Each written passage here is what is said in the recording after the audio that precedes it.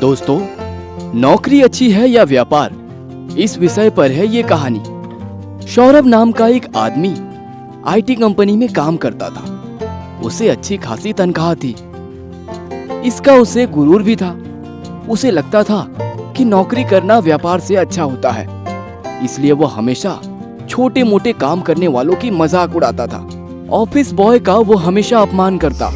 क्या रे पगले, ये कैसी चाय बनाई रे? ना इसमें दूध है और ना ही चीनी। कभी तेरे बाप ने पी है ऐसी चाय?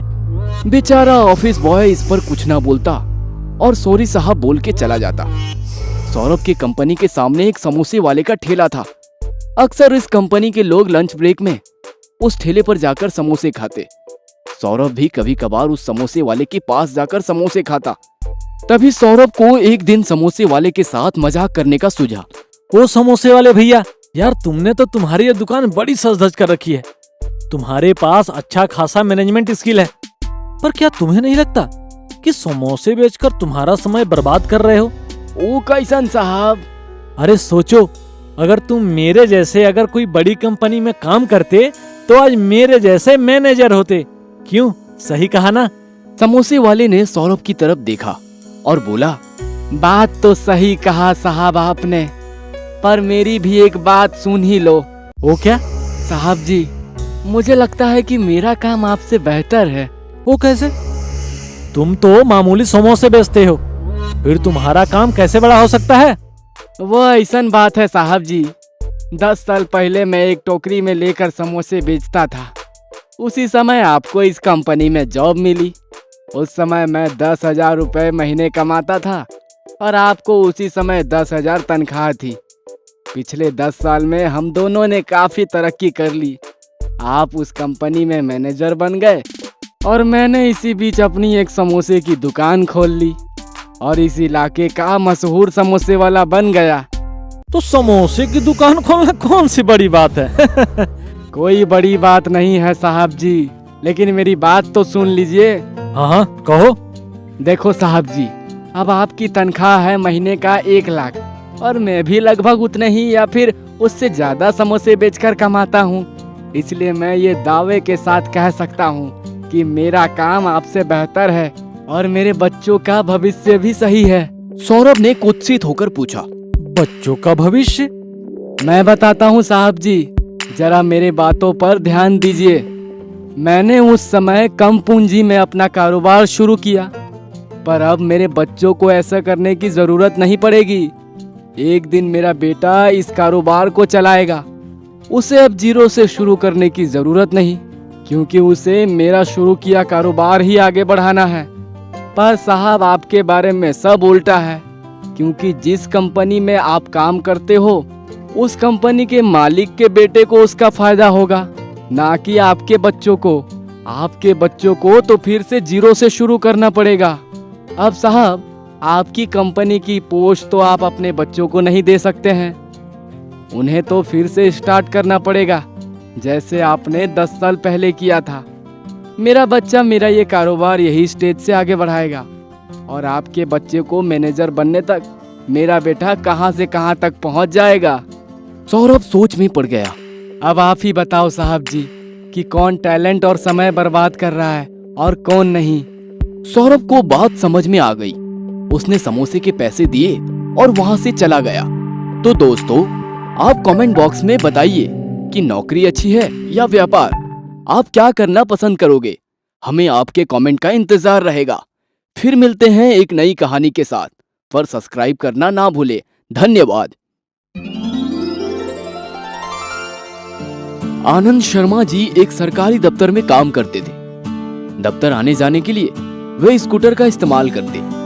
घर में लगने वाला हर सामान शर्मा जी रास्ते में लगने वाले सुपर शॉपी से खरीदते थे। एक दिन की बात है, उनकी पत्नी बोली, अजी सुनिए, दफ्तर से आते आते कुछ फल लेकर आइए, आज मेरा उपवास है।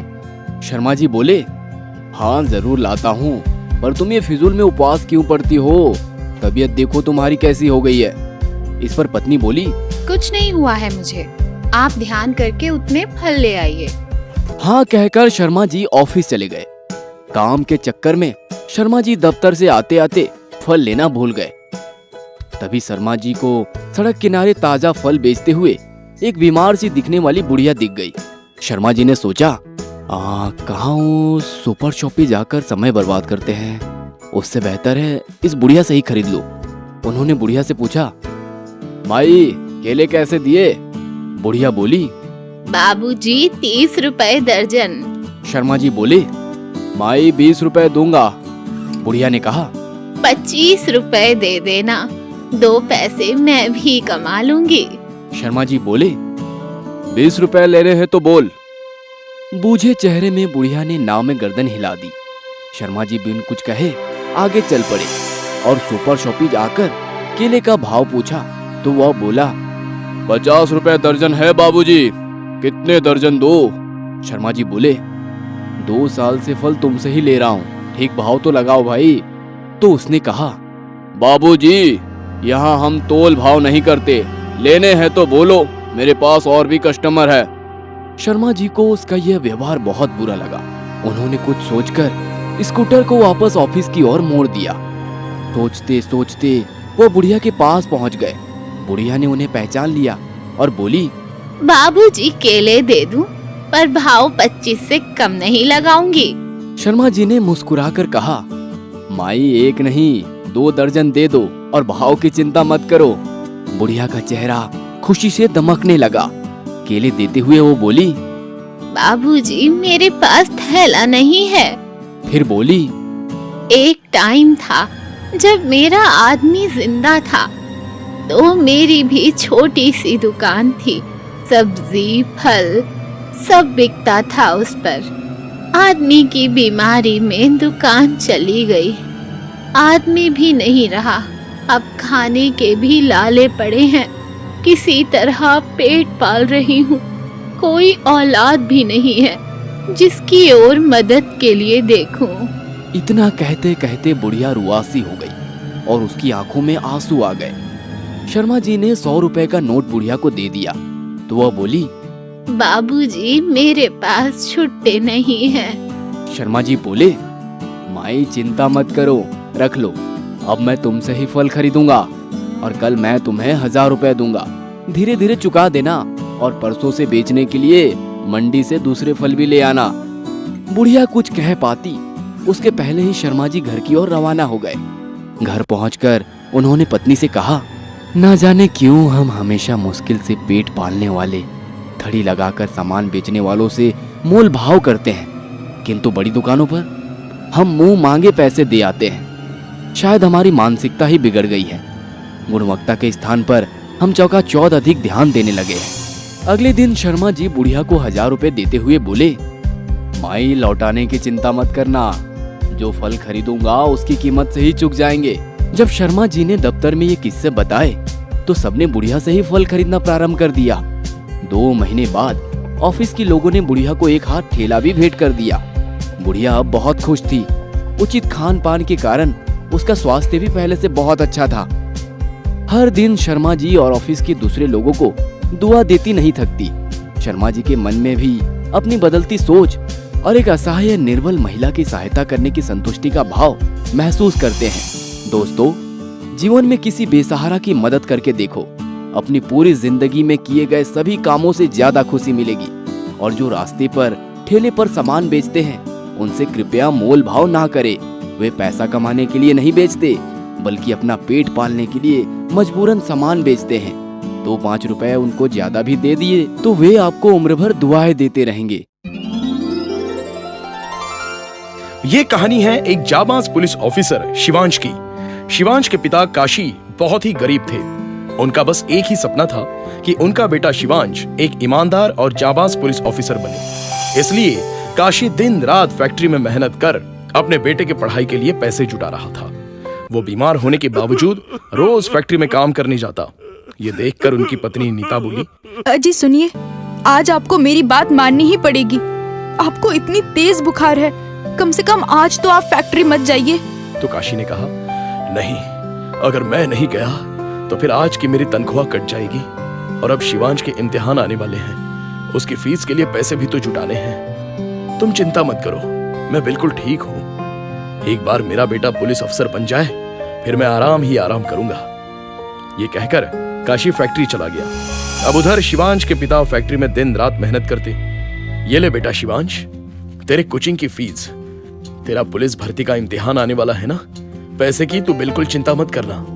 तो शिवांश ने कहा, थैंक यू डैड। शिवांश झूठ बोलकर अपने पिता के दिए पैसों से अपने दोस्तों के साथ सिनेमा पिक्चर देखने चला गया। शिवांश के दोस्तों ने कहा, यार तेरे डैड तो बहुत ही कमाल के हैं। तेरी मौज मस्ती और जेब खर्च के लिए तुझे कितने पैसे देते हैं।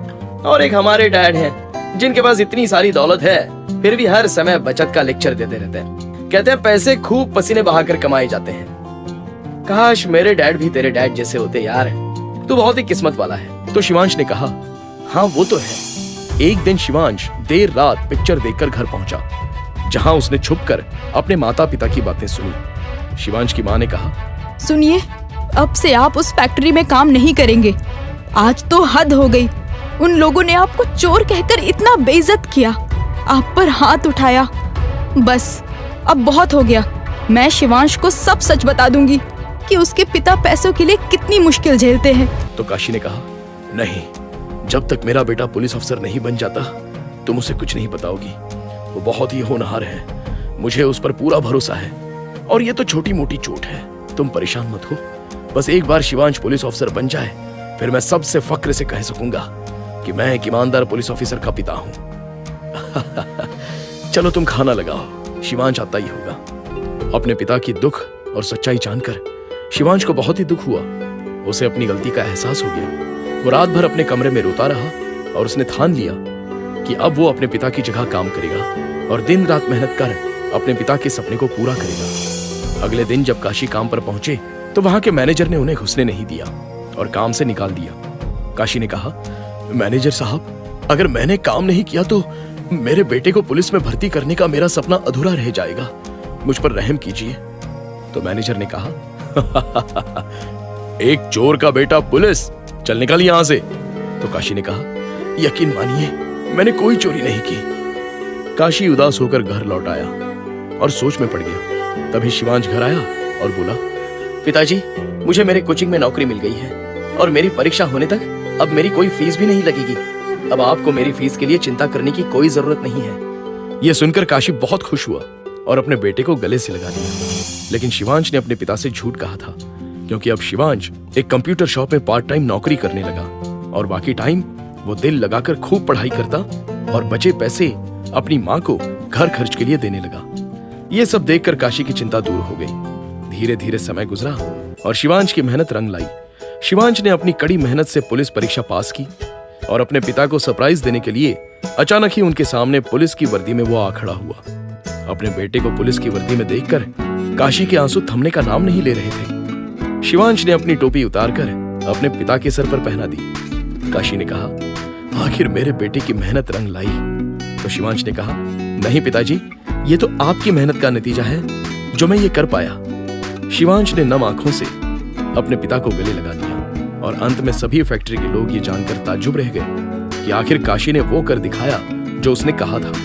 और आज फैक्ट्री के वही लोग काशी को सलाम करते हैं। इसलिए कहते हैं कि अगर आप अपने काम को पूरी ईमानदारी से करो तो कोई परेशानी आपके सपने को पूरा करने से रोक नहीं सकती।